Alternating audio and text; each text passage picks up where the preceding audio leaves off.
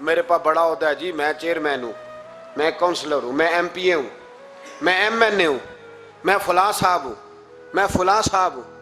بڑا لوگوں کو میں نے دیکھا ہے گردن میں سریا. کب تک ہو؟ کب تک ہو؟ وزیر اعظم ہو تو کب تک ہو؟ ہم نے تو دیکھا ایک بندہ وزیر اعظم ہوتا ہے اگلے دن لکھا ہوتا ہے مجرم ہے، ایک بندہ صدر ہوتا ہے اگلے دن لکھا ہوتا ہے ملزم ہے.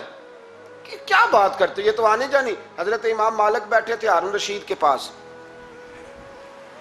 سخت پیاس لگ گئی ہارون رشید کو، اتنی سخت گرمی پیاس. یہ روزہ کھول کے نا کوئی چیز نہ ہو، پانی ہو تھوڑا سا ٹھنڈا سادہ پانی، تو دل کرتا ہے سارے پی جائیں آج. حضرت مولا علی نے مثال دی ہے، شیر خدا نے. حضرت علی نے انوکھی بات کرتے، کہتے نا مجھے فلاں جان سے پیارا ہے، تو شیر تھے نا تو شیروں جیسی باتیں کرتے تھے. کسی نے پوچھا آپ کو نبی پاک صلی اللہ علیہ وسلم سے کتنا پیار ہے، تو فرمانے لگے سخت گرمی سخت پیاس میں جتنا بندے کو ٹھنڈے پانی سے پیار ہوتا ہے مجھے اس سے بھی بڑھ کے اپنے نبی سے پیار ہے صلی اللہ ہو. کیسی مثال عطا فرمائی. لوگ وہیں کھڑے ہیں جان سے زیادہ پیارے ہیں. فرمایا نہیں، سخت گرمی میں سخت پیاس میں اتنا بندے کو ٹھنڈے پانی سے پیار ہوتا ہے مجھے اس سے زیادہ مصطفیٰ سے پیار ہے. یہ مولا علی کا فرمان ہے. ہارون رشید کو پیاس لگ گئی تو پانی کچھ دیر سے آیا تو تڑپنے لگا، پانی لاؤ گلا خشک ہو گیا، گھنٹہ ہو گیا، شور کرنے لگا، جلال میں آ گیا، تڑپ لاتے کیوں نہیں، جلدی کرو.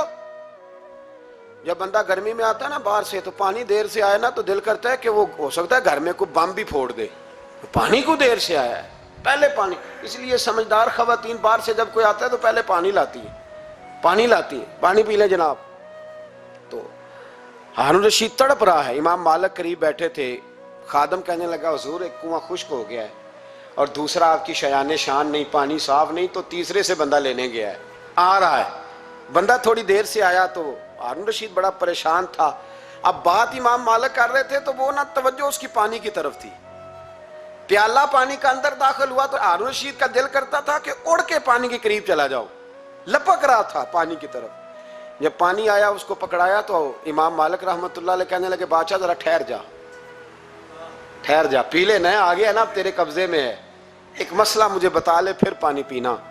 ہارون رشید ایک رات پہلے نا بڑی باتیں کر رہا تھا کہ میں حکومت صحیح چلا رہا ہوں، میرے معاملات بڑے اچھے، اپنی حکومت کی تعریفیں ایک رات پہلے ہو رہی. اب جب پانی پینے لگا تو امام مالک اس کو رات والی بات پہ اسے سمجھانا چاہ رہے ہیں. فرمانے لگے بادشاہ رک جا.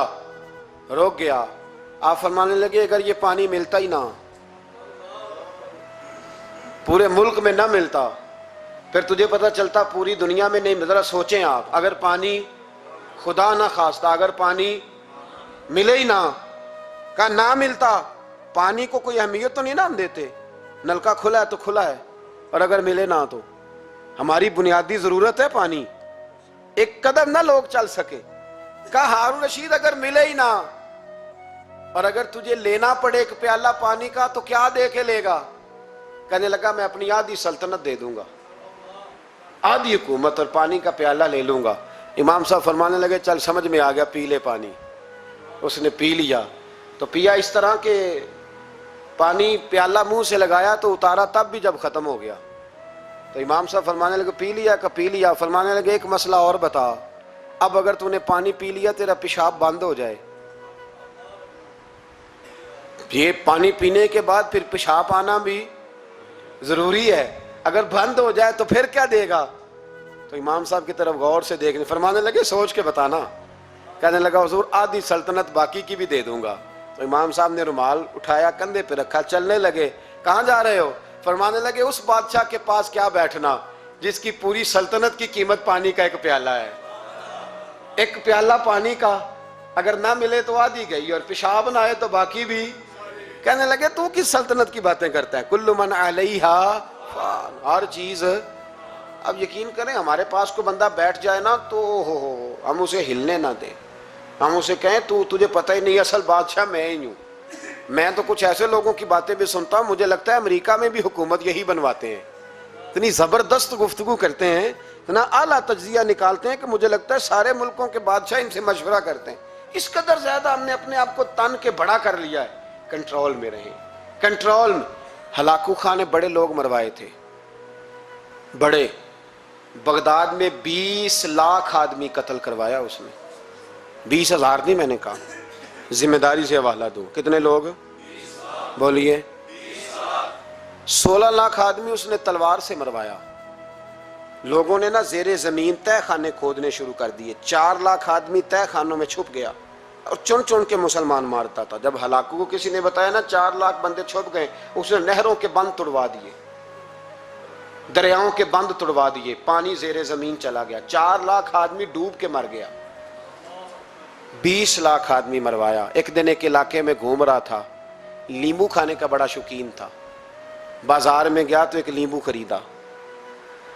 اس نے دیکھا کہ بازار میں بوڑھے بچے جوان خریداری کر رہے ہیں, تو کہنے لگا ابھی بھی اتنے مسلمان زندہ ہیں, بناؤ ان کی لائنیں, قتل کرنا ہے. 3 لائنیں بن گئی. ایک بوڑھا آدمی بھی لائن میں آ گیا, لیمبو کھا رہا ہے, اس کو ہلکا ہلکا چوستا ہے, گھوڑے پہ بیٹھا ہے, قتل کرا رہا ہے لوگوں کو. ایک بابا جی پہلی صف میں تھے, جب پہلی صف قتل ہونے لگی, بابا جی پچھلی صف میں دوڑ کے ہو گئے. ہلاکو خان ہنس رہا ہے اس کو دیکھ کے.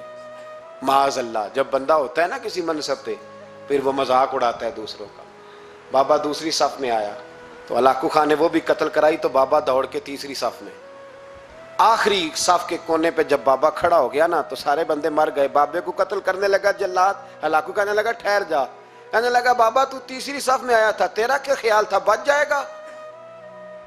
بابا کہنے لگا خیال نہیں, میرا یقین ہے کہ میں بچ جاؤں گا. میرا شرط یہ ہے کہ یقین ہو اندر, شرط یہ ہے کہ ہنس کے کہنے لگا ہلاکو خان کیسے؟ تو بابا کہنے لگا اگر اللہ چاہے تو بچ سکتا ہوں, اگر اللہ چاہے تو میں. بہت سارے لوگ ہیں ڈاکٹر لکھ کے دے دیتے ہیں نہیں بچے گا, وہ بچ جاتا ہے, کیونکہ بچانے والا اللہ ہے. کہا اللہ چاہے تو بچ جاؤں گا. تو ہلاکو کہنے لگا کیسے؟ جب ایسے کیا نا, کیسے ایسے کیا نا, تو لیمبو ہاتھ سے گر گیا. وہ بچے پلیئر نہیں ہوتے, وہ گیند گنتی ہے تو چھلانگ لگا کے پکڑ لیتے. تو بڑا گھوڑ سوار تھا, نیزہ باز تھا, چھلانگ لگائی لیمبو کیش کرنے کے لیے. کیسے تو کیسے بچے؟ یوں ہاتھ گھمایا, لیمبو گرا تو چھلانگ لگائی, نیچے جھکا. جب نیچے جھکا نا تو گر گیا گھوڑے سے. جو پیر تھا وہ گھوڑے کی رکاب میں الجھ گیا. گھوڑا ڈر کے دوڑ گیا. جب گھوڑا دوڑا تو زمین پر زور زور سے سر لگنے لگا. سپاہیوں کہتا دوڑو اس کو پکڑو. سپاہی بھی دوڑے پر گھوڑا قابو نہ آیا. گھوڑا اس وقت رکا جب نہ اس کا چہرہ پہچانا جاتا تھا, نہ آنکھیں سلامت تھی, نہ ناک سلامت تھی. اس کی کھوپڑی ساری اس طرح چور چور ہو گئی جیسے کسی نے ہتھوڑے کے ساتھ پیسی ہو. ہلاکو کی لاش سے خون بہ رہا تھا. بابا ہنس رہا تھا. ایک سپاہی کہنے لگا بابا تو کیوں؟ کہنے لگے میں اپنے رب کی قدرتوں پہ مسکرا رہا ہوں. کل من علیہ فان ویبقی وجہ ربک ذو الجلال والاکرام. کا میں نے اسے سمجھایا تھا کہ بچانے والا بچا لیا کرتا ہے, تو اس نے مجھے. سکندر اعظم نے 32 سال کی عمر میں آدھی دنیا فتح کر لی تھی. تو لوگ پتہ کیا کہتے تھے؟ یہ وہ بندہ ہے جس کو تاریخ نے گریٹ کا لقب دیا ہے. لکی نہیں کہتے, ہم کہتے بڑا لکی ہے بھائی. لوگ کہتے تھے یہ مقناطیسی آدمی ہے, کبھی ناکام ہوا ہی نہیں. سکندر اعظم کبھی ناکام نہیں ہوا. جس علاقے, اور عمر کتنی بھائی, اتنی کم عمری میں اتنی دلیری, آدھی دنیا فتح کر لی. ملتان سے گزر رہا تھا تو اسے ایک تیر لگا. کچھ لوگ کہتے ہیں یہاں جیلم کے پاس لگا تھا. ایک تیر لگا اسے. اس نے کہا بندہ تلاش کرو, کسی کی اتنی جرت کہ سکندر اعظم کو تیر مارا ہے, تلاش کرو. جب ڈھونڈنے لگے تو بندہ نہ ملا. تو سکندر نے حکم دیا کہ جس کی آنکھ چمکتی ہے اسے قتل کر دو. مرد بھی مارے, بچے بھی مارے, بوڑھے بھی مارے. تو لا کے لوگ کہنے لگے انسان کوئی نہیں بچا. کہنے لگا میں نے تمہیں کہا تھا جس کی آنکھ چمکتی ہے قتل کرو. بلیاں بھی قتل کرو, ہو سکتا ہے کسی بلی نے منہ میں رکھ کے پھینکا ہو. کتے بھی مار دو, کبوتر بھی مار دو. ہر چمکتی والی آنکھ اس نے بند کر دی. یونان کے قریب ایک بستی کا رہنے والا سکندر عراق کے شہر بابل میں تھا. ملیریا بخار ہوا. کیا کہتے ہیں ہم, چند ٹکیوں کی مار ہے, دوائی کھا لو ٹھیک ہو جائے گا. ملیریا بخار ہوا. 32 سال, کچھ لوگوں نے کہا نہیں 2 مہینے کم, 33 سال عمر ہو چکی تھی. تو سکندر اعظم زمین پہ بیٹھا ہے, ایڑیاں رگڑ رہا ہے. موت کا جھٹکا لگا, موت کا. ہوئے نامور بے نشاں کیسے کیسے، زمیں کھا گئی نوجوان کیسے کیسے، جگہ جی لگانے کی دنیا نہیں ہے، یہ عبرت کی جا ہے، کوئی تماشا نہیں ہے۔ ایڑیاں رگڑ رہا ہے، 2 ہفتے کا سفر رہ گیا تھا گھر پہنچنے کا، تو سکندر ایک صوبے کا، ایک ملک کا، ایک چھوٹے سے علاقے کا سربراہ نہیں، سکندر آدھی دنیا فتح کرنے والا، پلیٹ میں رکھ کے کسی نے حکومت نہیں دی، خود محنت کر کے فتح کی۔ لیکن سکندر ایڑیاں رگڑتا ہے، زور زور سے زمین پہ مارتا ہے اور کہتا ہے کوئی ہے جو مجھ سے میری ساری سلطنت لے لے اور مجھے صرف 2 ہفتے کی زندگی لے دے، میں پردیس میں نہیں مرنا چاہتا، گھر مرنا چاہتا ہوں، کوئی مجھے 2 ہفتے کی زندگی، 2 ہفتے کی، کوئی 2 ہفتے، مٹی دیں تو مٹی رہنا ہی ایویں کا دی بلے بلے، اج مٹی دے اتے بندے آتے، کل مٹی دے تھلے کا، کوئی مجھے مہلت لے دے۔ لیکن رب کا قانون ہے، جب وقت آ جاتا ہے پھر مہلت۔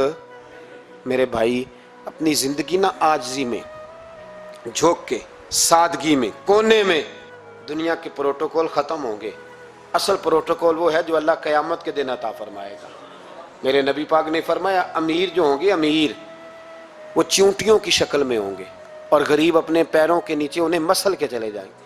یہ وہ والے امیر جو تکبر کرتے تھے، ورنہ تو امیر حضرت عثمان غنی بھی ہیں، حضرت عبد الرحمن ابن عوف بھی ہیں، حضرت سلیمان علیہ السلام بھی ہیں۔ جو امیر تکبر کرے، اکڑ جائے، اگر امیر ہو عاجزی اختیار کرے تو پھر تو اللہ اسے جنت بھی عطا فرماتا ہے۔ تو میرے بھائی اپنے آپ کو سمیٹیں، ہم جانے کے لیے، جن کی عمریں میری طرح 40 سال کی طرف سفر کر رہی ہیں نا، وہ آدھی زندگی جی چکے ہیں، باقی آدھی پتہ نہیں ہے۔ لوگ اتنا لمبا یاد نہیں رکھتے۔ حضرت مولا علی قبرستان گئے تو قبر والوں سے کہنے لگے قبر والوں تمہارا کیا حال ہے؟